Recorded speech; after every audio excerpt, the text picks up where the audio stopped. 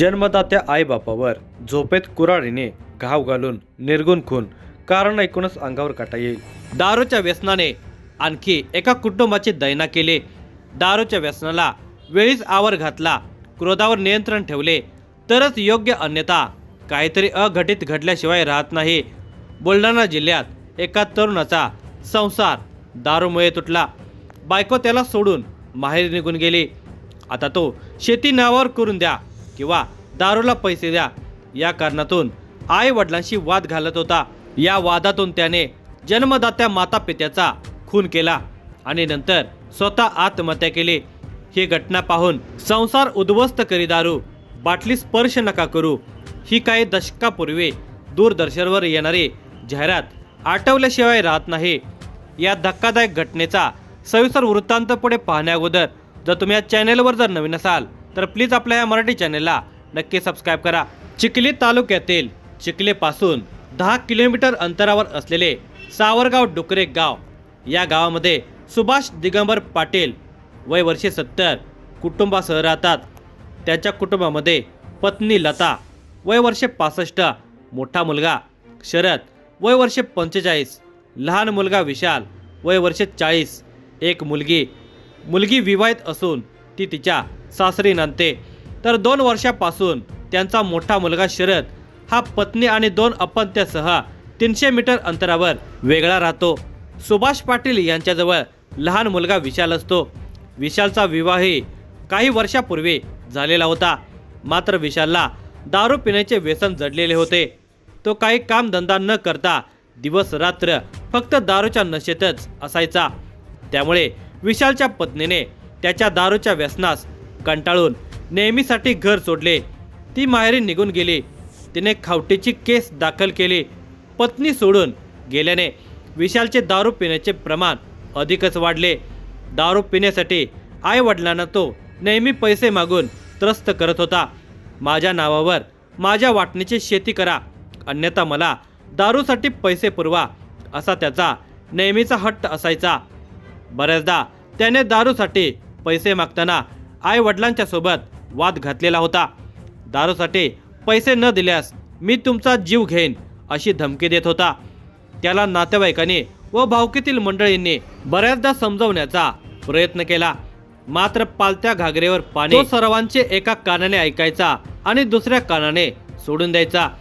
शेती नावावर करण्याच्या विषयावर आई वडील विशालच्या बोलण्याकडे लक्ष देत नव्हते, कारण शेती नावावर केल्यास तो केव्हा शेतीची वाट लावेल याची शाश्वती नव्हती।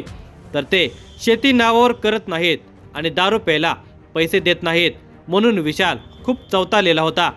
त्याचा आई वडिलांच्यावर राग होता।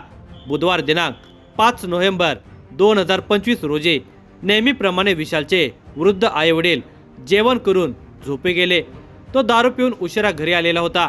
गुरुवार दिनांक 6 नोव्हेंबर 2025 सकाळचे 10:30 वाजलेले असावेत। सावरगाव डुकरे गावातील नागरिक रोजच्या दिनचर्येमध्ये व्यस्त होते। शरद पाटील यांनीही आपले कृषी केंद्र उघडले होते, मात्र मुलगी दिव्यास शाळेत सोडायचे असल्याचे लक्षात येताच त्यांची पावले वडिलांच्या घराकडे वळली। शरद पाटील हे कुटुंबासह वेगळे राहत होते, तर त्यांचे आई वडील आणि लहान भाऊ त्यांच्या घरापासून 300 मीटर अंतरावर राहत होते। चिमुकली दिव्या काल संध्याकाळी आजी आजोबांच्याकडे अभ्यासासाठी गेलेले होते आणि दप्तर तेथेच ठेवून घरी निघून आली।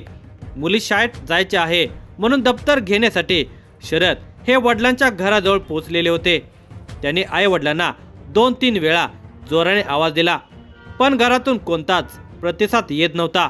पहाटेच झोपेतून उठणारे आई वडील आज सूर्य डोक्यावर आला तरी उठत नसल्याने शरद यांना नवल वाटले, म्हणून त्यांनी परत जोरजोराने हाका मारल्या, पण आतून प्रतिसाद येत नसल्याने त्यांनी बाजूचा दरवाजा ढकलण्याचा प्रयत्न केला, पण तोही आतून लावलेला होता।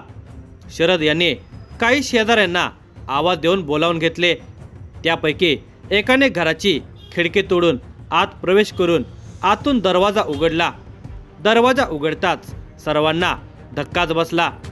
शरद पाटील यांचे 70 वर्षीय वडील सुभाष पाटील हे खाटेवर मृत अवस्थेमध्ये पडलेले होते।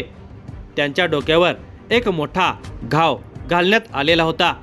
त्यातून रक्तस्राव सुरू होता, तर 65 वर्षीय आई लता या जमिनीवर टाकलेल्या अंथरुणावर रक्ताच्या थरोळ्यात पडलेल्या होत्या.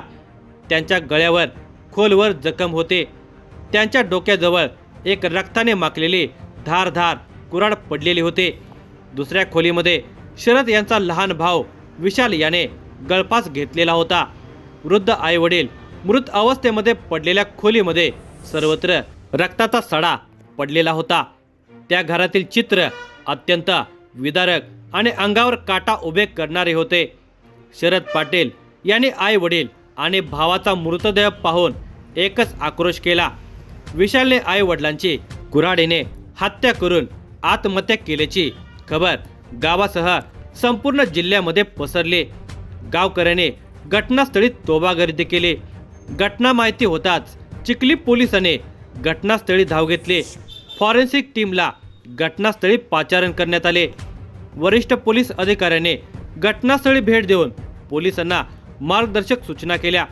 पोलिसांनी घटनास्थळ पंचनामा आणि इतर कायदेशीर कार्यवाही करून तीनही मृतदेह उत्तरीय तपासणीसाठी चिखली उपजिल्हा रुग्णालयात पाठवण्यात आले. शरद पाटील यांच्या फिर्यादीवरून मृतक विशाल पाटीलवर आई वडिलांचा खून केल्याचा गुन्हा दाखल करण्यात आला.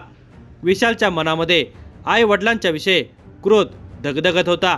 ते आपल्याकडे लक्ष देत नाहीत, शेती नावावर करत नाहीत किंवा पैसे देत नाहीत याचा त्याला खूप राग आलेला असावा. त्याने घरातील लाकडी दांड्याची कुऱ्हाड हाती घेतली आणि तो आई वडिलांच्या खोलीत गेला. खाटेवर झोपलेल्या वडिलांच्या डोक्यात कुऱ्हाडीचा प्रहार केला. खाटेजवळच अंथरुणावर गाढ झोपेत असलेल्या आईच्या मानेवर त्याने कुऱ्हाडीचे वार केले असावेत. घाव वर्मी लागल्याने सुभाष पाटील आणि त्यांच्या पत्नीने तडफडत प्राण सोडले. विशालचा जन्म झाल्यावर आनंदित झालेल्या त्या आई वडिलांना भविष्यामध्ये हा मुलगाच आपला कर्दनकाळ ठरेल याची कदाचित पुसटशी कल्पना नसावी.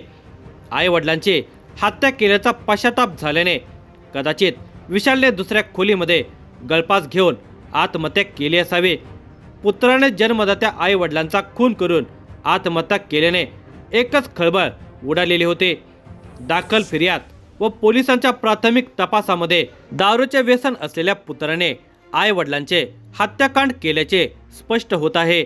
या घटनेचा तपास बुलढाणा जिल्हा पोलीस अधीक्षक निलेश तांबे, अप्पर पोलीस अधीक्षक अमोल गायकवाड, उपविभागीय पोलीस अधिकारी सुधीर पाटील, चिखली पोलीस स्टेशनचे ठाणेदार भूषण गावंडे यांच्या मार्गदर्शनाखाली पोलीस उपनिरीक्षक नितीन सिंग चव्हाण, शरद भागवतकर, पोलीस कॉन्स्टेबल सुनील केसकर, विनोद ब्राह्मणे हे पुढील तपास करत आहेत.